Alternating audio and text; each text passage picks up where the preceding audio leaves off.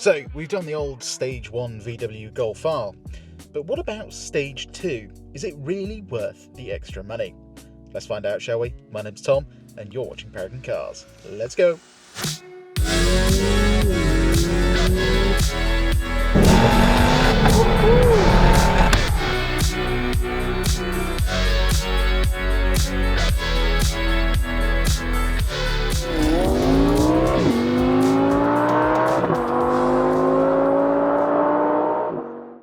So as Stage 2 cars go, this one is what I'd call more of a Stage 2 Plus, as not only does it have the required downpipe, upgraded intercooler and high flow air intake, it also has the Revo recommended NGKR racing spark plugs, dogbone mount and upgraded brake kit.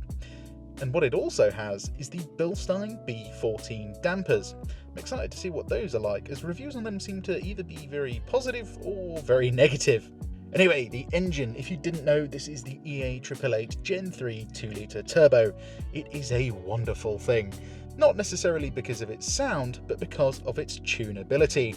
Stock, this engine puts out 310 horsepower, already a healthy figure, but with a couple of bolt-on mods, it can be mapped to north of 400. And that is just Stage 2 software. Most mainstream companies quote 375 to 400 horsepower, but apparently this Golf R is pushing north of 410. And you know what? I'm inclined to believe them as well. Just watch.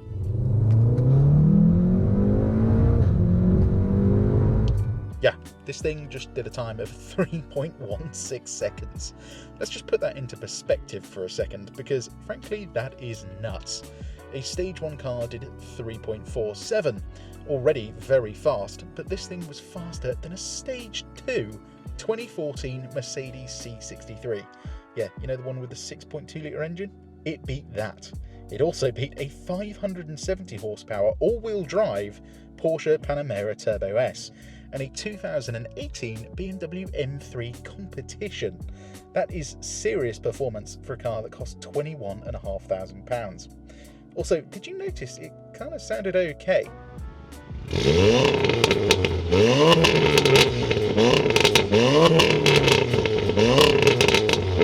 Yeah, I mean, it's still a 2-litre engine, but it's certainly an improvement over the stock sound. Right then, if you want to see the interior of the VW Golf R, click on the link in the top right-hand corner. For now though, I'm gonna get driving. Let's go. Now, I'll be the first to admit, I do feel like a bit of an alto driving this thing, because it is full weapon Golf R spec, blacked out, black tints on the windows, and a pretty fruity exhaust with a pop and bang map. That being said though, it is quite good fun, and I'm looking forward to seeing how nice these dampers are especially. Apparently they're quite low because we just scraped the skid plate. Oh well, that's what it's there for. Anyway, the B14 dampers, some people like them, some people don't like them. I think some people are kind of used to the softness of the stock Golf R. These are a little bit stiffer, but they do feel a bit more expensive, and by that I mean they control the weight of the car just a little bit better. The other thing that I'm looking forward to seeing on how it affects the car is the dogbone mount as well. Apparently that tightens the car up nicely. This car's also just had an alignment as well and an ADAS calibration, so it feels nice and tight, it feels very straight and true. But yeah, driving around town, I mean, it's typical Golf R really. Apart from the exhaust note being a little bit louder, you've still got nice light steering, a comfy chair to sit in. Interior in these, I mean, it's not the most flashy thing in the world, but I do think it just has its place. It just works. It's got everything you want, you know, things like a max AC button, so in the summer you just press max AC, the car just goes straight to cooling itself down. You've got a really nice adaptive cruise control system, you've got heated seats. Yes, they're manually controllable, but they're on a pump system, so they're easy to adjust, unlike the manual seats in a BMW. You've got hill hold assist, so when you're in traffic like this, you don't have to keep your foot on the brake all the time. Or, I mean, you can just use the adaptive cruise system for that if you want. You've got parking sensors front and rear. And, all important, sunglasses holder, which you don't actually get in many cars anymore. Also, this car is a pretty nice spec one, so you've got a pan roof as well. which is very nice. The only thing that I do think is a bit stingy is that you have a manual sunblind. But, you know, for this price bracket, you can't ask for everything. I do just think the Mark 7 and Mark 7.5 Golf Rs really hit the nail on the head on just giving the customer everything they actually wanted. And you think you buy a used one, and if you spend, you know, $2,500 to $5,000 on it, you can have something like this. And don't worry, we will get out of traffic at some point and get this thing onto a proper road and have some fun with it. For now though, let's cut to a bit of driving, shall we? Alright, finally out of traffic. In terms of parking the Golf R, it's a pretty small hatchback, obviously. So it's fairly easy to park, fairly easy to drive around London, and it's literally less than 2 turns lock to lock on the steering. Just about. I mean, it is basically 2 turns lock to lock. But it does mean it's quite easy to get into a space in one go, and also you've still got plenty of steering angle. So unlike something like a Ford Focus RS, although that's only 2 turns lock to lock, you don't get a lot of steering angle, which means it's quite hard to get in a space in one go. This though, plenty of visibility all round because it's quite a boxy shape, and yeah, just really easy to park. And then obviously you can get to the first notch on the door as well. I do like the low down grumble. Sounds menacing. Then coming out of a junction, I've turned start stop off because it's god awful in these cars. Give it half throttle, gearbox does its job, and yep, the car really shoots off pretty quickly, even in its regular setting. I think this car's what, like 8.5 years old now, and yeah, it still goes like an absolute rocket ship. Gearbox still feels nice and smooth, and yeah, every other part of the car feels pretty tied down, pretty powerful. Right, let's get our trip computer reset. Oh, we want average consumption. So a regular Mark 7 Golf R is quoted to get around 45 mpg on a long run. This is a stage 2, technically stage 2 plus car, shall I say? It's like stage 2 plus is the way I'd describe it. Kind of in between, because we've got the upgraded spark plugs. But yeah, it should theoretically still do a fairly similar fuel economy figure. This is one misconception a lot of people have. They think if I remap my car, am I going to lose a lot of fuel economy? Most of the time, you're going to lose that fuel economy because you're putting your foot down more, because the car's more fun to drive. So that's where the fuel bill is going to come from. If you drive it like a regular car, you will still do fairly good figures. The thing is, when you start to change things like your spark plugs, which this has had done to it, and you change the turbo, changing the turbo is the main thing that really changes your fuel economy, because then you change the mapping of the engine. That's when you go like stage 3, and you're obviously having to put a lot more fuel in the engine to keep that big turbo cool. But yeah, stage 2, you've still got the same turbo obviously, so it should still do a fairly good figure, I think. Before we get on the motorway though, let's set this thing to a roundabout and have a little bit of fun with it, shall we? Right then, let's get ourselves into race mode, gearbox into S, more aggressive shifts, and it'll hold on to gears for longer, and then we'll go manual as well. And if we lift off the throttle, we get a lot of pops and bangs. Yeah, it's pretty much continuous. That's the way it's been mapped anyway. God, that sounds so ridiculous. Anyway, let's give it some. Woo, gear shifts are nice. And if I just put my foot down in a slightly lower gear, need to be at lower revs really, but you do get a blow off sound from the turbo, which is nice.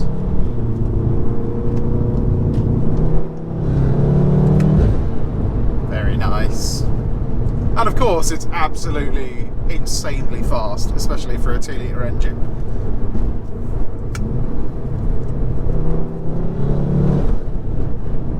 It's quite interesting, you can kind of hear the spark plugs just burning more fuel. Just sounds more energetic to me. Those pops and bangs are a bit garish though. The thing is though, like, you feel naughty, but it is quite funny at the same time.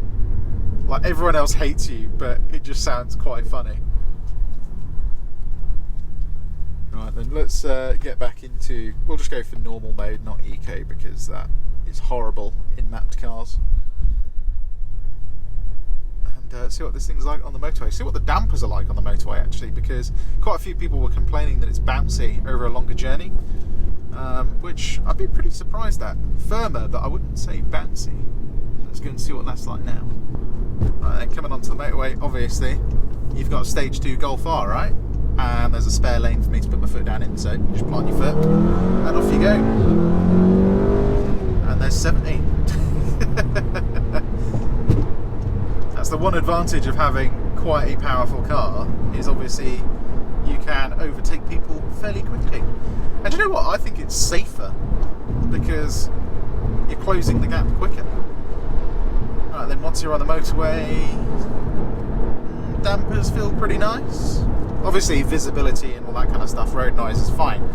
But yeah, the dampers feel absolutely fine to me. Now, I might be corrected on this, but I'm pretty sure these aren't adaptive dampers, but you can change them manually with a actual physical tool.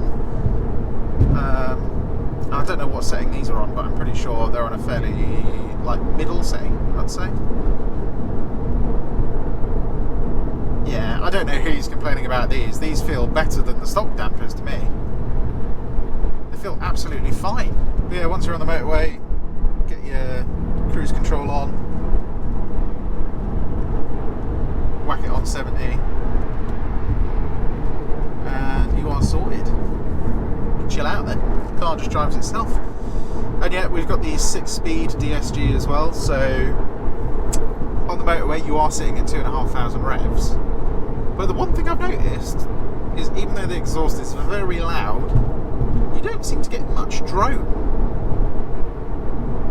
Yeah, you can hear the engine, but it's nothing that would annoy me over a long journey. I think if you sat at higher speeds, like if you're on the German Autobahn or in Mexico, and you were sitting sort of above 70, you would maybe hear a bit of drone above like 3,500 RPM. But yeah, this is absolutely fine to me. Let's see what it's like just coming into a corner.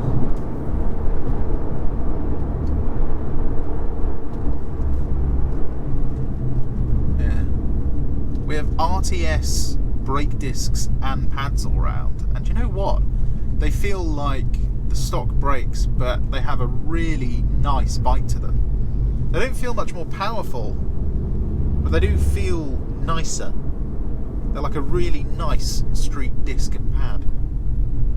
We'll give them a proper test later. But first, let's see what kind of fuel economy we get on the motorway. See if you can still get fairly regular figures.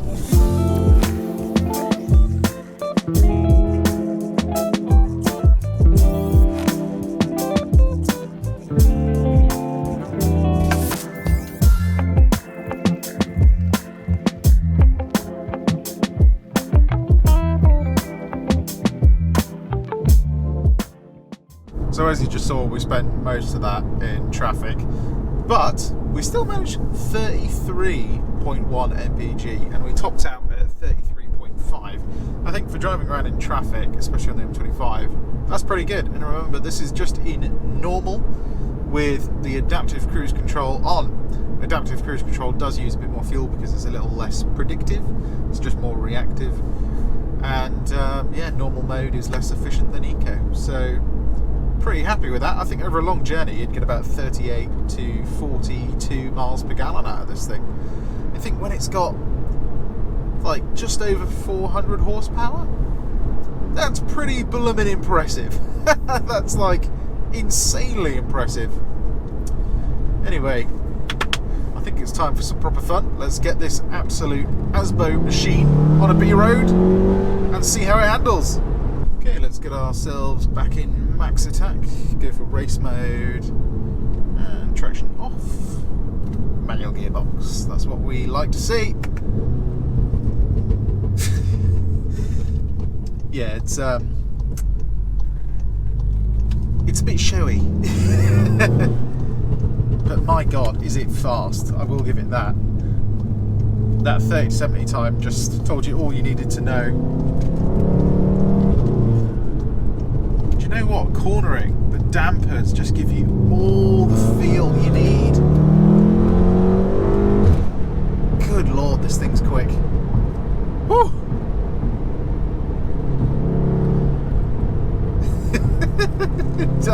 It does sound quite good. Now we're going to start off in race mode and then actually just go into normal, because you still get quite nice burbles from the exhaust. You get like the occasional pop and the occasional burble, but it's just less frequent. Anyway, the brakes, 100-yard marker, yeah, they just feel so good. Every mod done to this car just makes it feel tighter and better. Right, let's do a little sound check.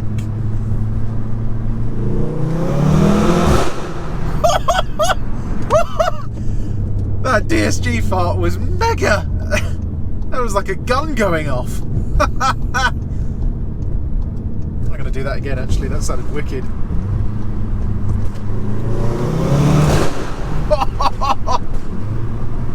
That is freaking nuts. Do you think this is a 2-litre engine as well? Oh, yes. It's just that mid-range, like... That is pure Asbo. That really is pure Asbo, isn't it?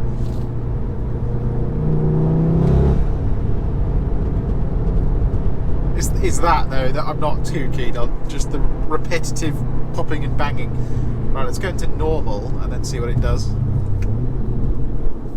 So it's a bit more subdued, but it has a nicer tone, I think. In terms of handling, suspension gives you a bit more confidence, but the only downside to Golf R's really is that the steering just doesn't have a huge amount of feel, and this is kind of the same. But the suspension combined with the dog bone mount insert, it does make the car feel quite a bit tighter, which is nice.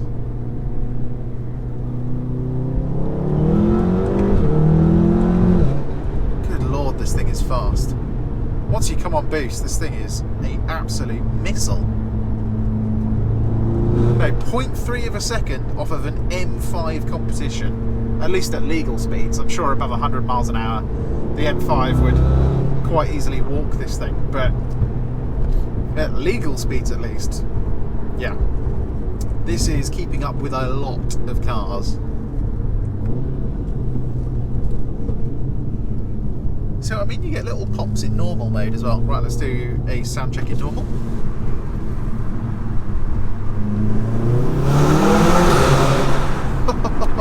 Still sounds absolutely wicked. And yeah, come off the throttle, you can get the rear to kind of rotate a little bit. There's a bit of traffic today, so we can't really mess around too much.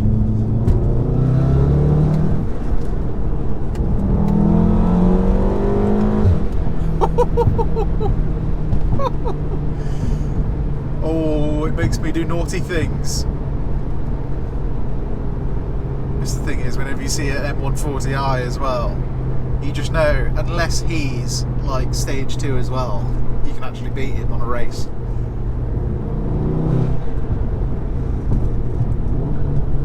This thing is full Asbo.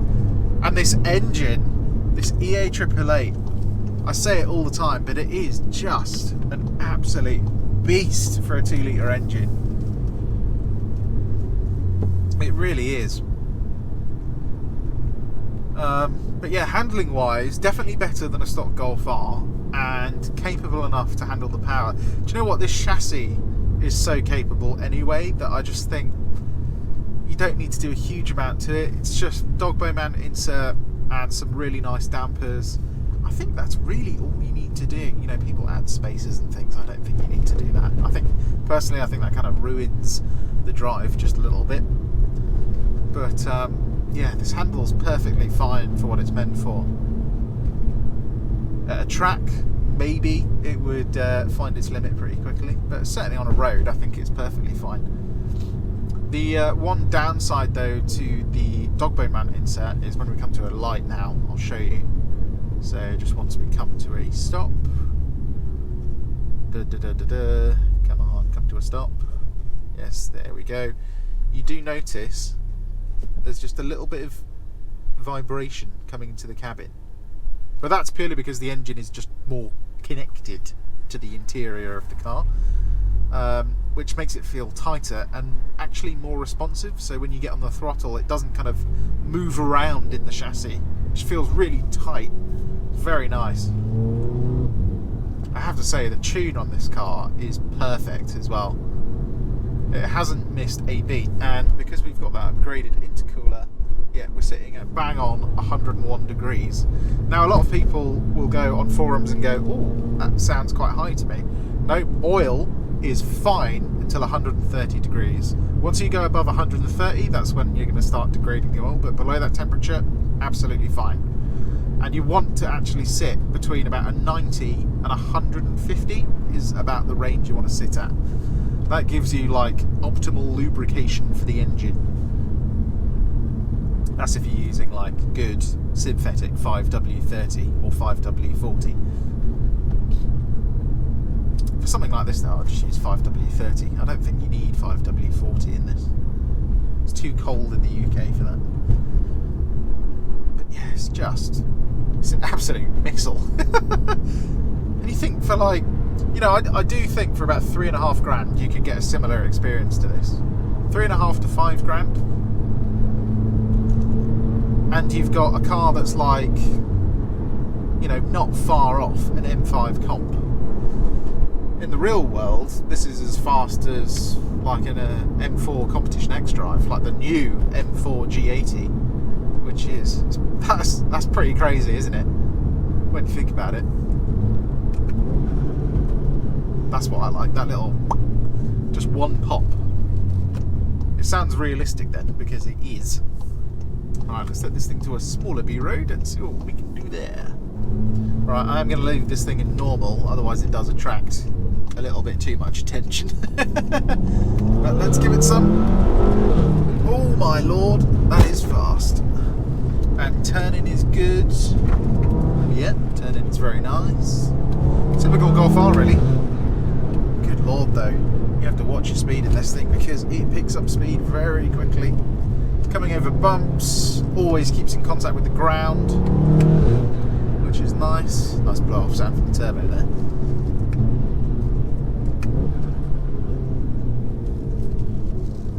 And it's a missile.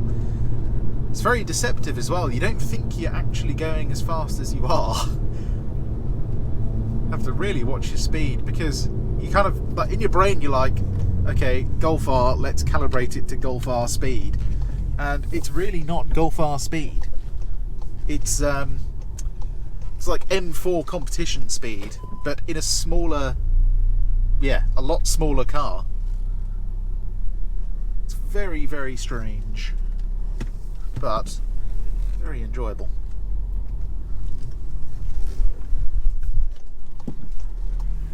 Right. Can we hit 60 before the corner? I'm pretty sure we can. Obviously we can. This thing is a freaking rocket ship. Good lord. It's ridiculous. I'm loving the suspension though. Just over bumps like that, it's blooming fantastic. That turbo noise sounded good then.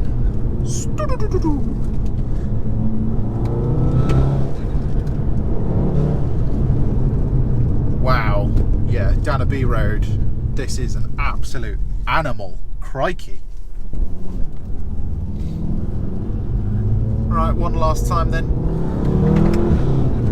Oh no, we have a Nissan Micra in front of us. Oh well. Save us some fuel at least. But my lord. Yeah. So stage 1 with a stage 1 gearbox and engine map, that's like 1,200 quid. That's really good. That, you know, opens up the Golf R. This though, whole different gravy. This is the next level.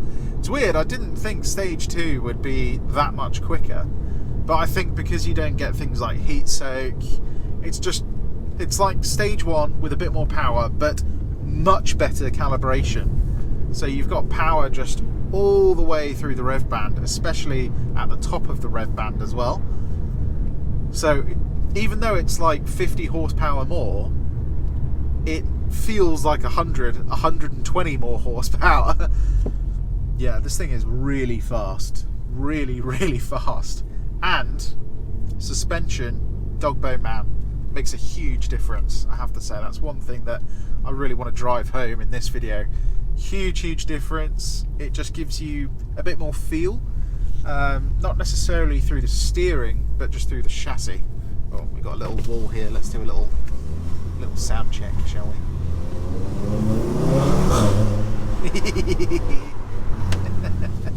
Very naughty.